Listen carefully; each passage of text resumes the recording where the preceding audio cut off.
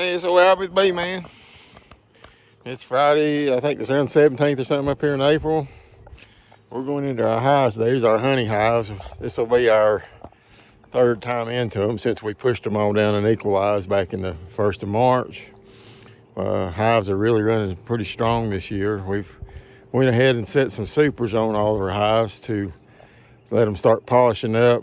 We're about a week and a half, 2 weeks out on the flow. What we're going to do today is we're going to go through these hives and check our stores, see how they're managing on that, and see if they're honey locked on the top of the frames. Because when we started out, well, let me get my glove on here, and I'm not a whole lot with this camera. I don't have nobody helping me, but let me just set this down 1 second. Just bear with me.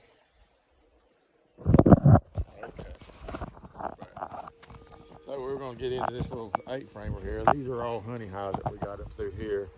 We've equalized them all out. All of our 8-framers should be running. We're about 12 racks of brood or better, I'd say, in these things. We were trying to keep the wheels from flying off on them. We can get this field force strong here in a few weeks. We're hoping that if we get a good flow that we'll be able to grab up a really good batch of honey this year and make some good honey. But anyway, we'll, like I say, I'm working by myself up here, so just bear with me. I don't have fancy camera operators and all that stuff. But what we've done here, we went ahead and left the quilt boards on these things because up here in the mountains, we're still running down in the 30s at nights on some nights. And I just try to promote a little bit more heat down there and then generate it for these new brood that's down in here. And we ain't had no mummies on the front yet, so far so good. And what we'll do today, we're going to check down in. This is the new honey supers we built. We'll try to build them with some handles on them, and just makes it a little bit easier to carry this stuff around them and manage it when it comes time to pull it off. But last year we were running almost 7-8 foot tall with supers on these things, and we were covered with honey last year. But what we'll do, we'll get down in this hive here. We're going to check and see what our brood looks like, how the queen's laying, make sure she's not honey locked, and see if we need to checkerboard them out some more, and if we need to take some off of some of these here, and we'll see if we got some cells or whatever. We'll take this super off temporarily, and we'll put this queen cage down here, and we'll go ahead and put us up an 8-frame box and put that, if there's a cell in there, we'll go ahead and set it up here. We'll brush the bees off, sit it down inside there, and let them, all the nurses get back up on it. And then we'll make sure that we got a good laying queen down here before we take anything away from this hive. And if we do, everything's looking good on that end, we'll take that rack, and if we have another rack or whatever that needs to come out, and to checkerboard to do whatever to get our management right, so that we're making sure that we're open up here on this box here, that they're not honey locked right in here, so that them bees can get up here and put this honey in. And then once they start honeying, they get this one full here. When we go to put the second super on, we'll just make sure that we'll take out a rack and put a rack above a rack and put an empty back in here. So every time we do this, we're going to be doing the same management on these 2 supers right here. And then we'll have this third one will be a solid super that they've already pulled. So yeah, I know it's a little work to get it off, but it keeps them thinking we missed some spots, you know, and they really get in there and they'll work harder doing that checkerboard technique to fill them honey supers up.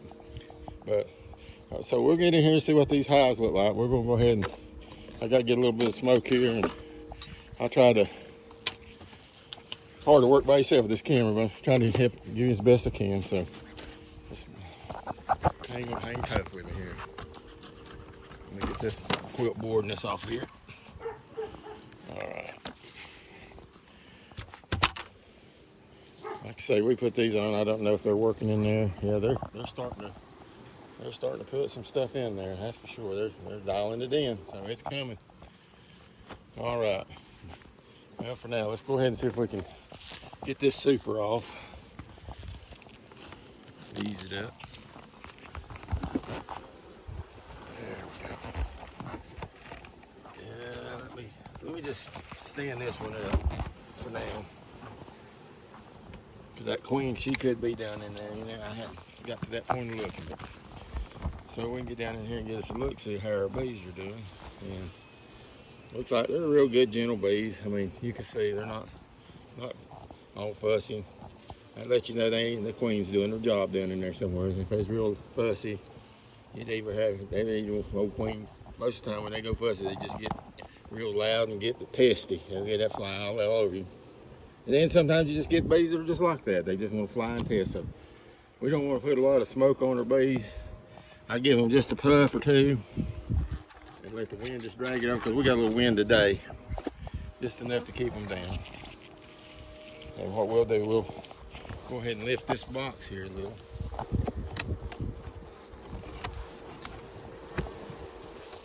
Yeah, hang tough with me there, folks.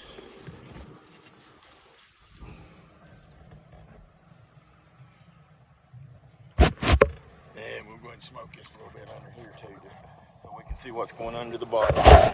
Just because you might have some queen cups down here, that don't mean that there's not a queen cell up in there a little ways. Sometimes they'll pull it up in there, but we'll go ahead here and we'll knock these cups off. And we'll ease this back down, and then we'll pull out some of these racks to see what we're looking like, folks. So, let's see.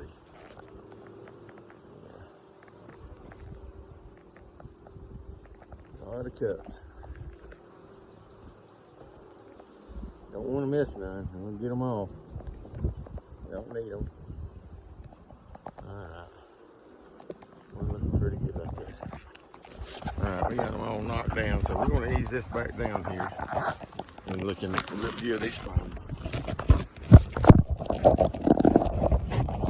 We're going to get us something to hold this camera so we can get a better vision. But I'm just trying to help some people out a little bit. Maybe they might get a little help from it.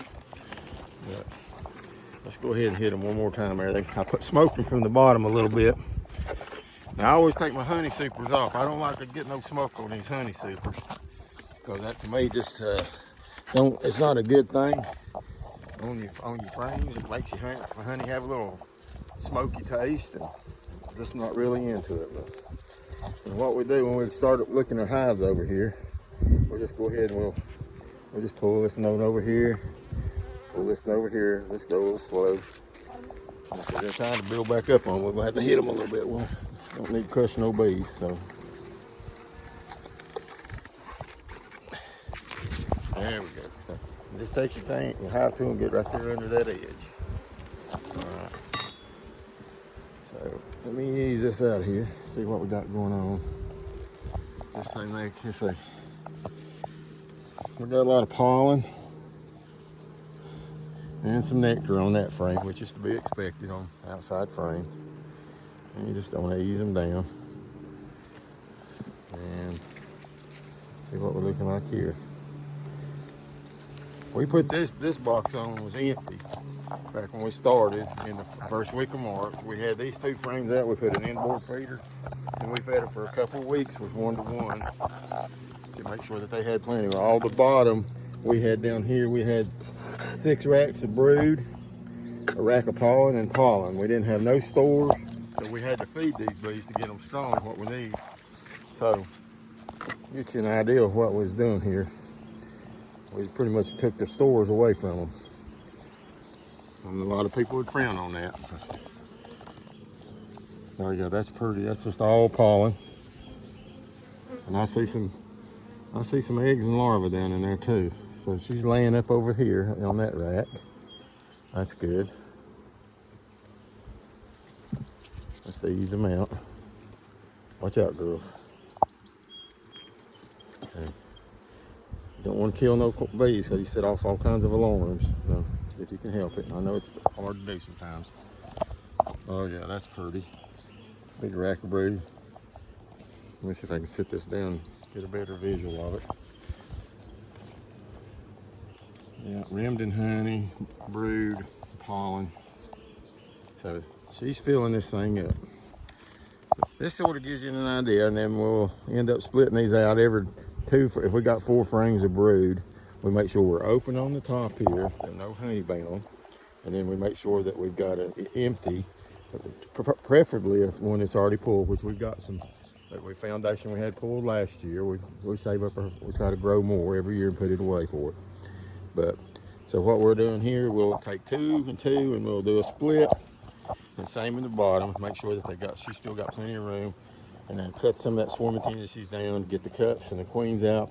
If the queen, you see that the hive is noisy and testy, it's better maybe to leave 1 or 2 of them cells and sort of watch you and set you out some swarm traps. Hope it don't swarm, but or that, or if you want to try to hang on to what bees you've got and you're doing honey production, and hopefully they don't start getting the laying the old worker brood, you know, or just want to keep a check on this stuff, because what happens is they'll get to laying them old male drones in there, and then you got a mess in your hands. So, and a lot of people take the bees on them when they get to be a drone layers and shake them out in the field. I found out, just take that box that's doing their thing. If you can find the queen in there, if she's quit laying or whatever, if she's not in there, just take one of your hives and put it on another hive that's a good hive, and they'll go ahead and they'll start pulling that, and they'll reverse their whole technique, and they'll go back to doing what they got to do, and then you don't lose all them bees, you know what I mean? But, so anyway, this is Albie the Bee Man. We'll sign off from here for today, and I hope you all have a good day, and keep checkerboarding, keep cells cut out, keep a check on them about once every 7-10 days. Make sure, because as you know, they'll get in and do their thing if you're trying to grow honey and don't want to lose your bees. But alrighty, this is Albie the Bee Man. We'll see.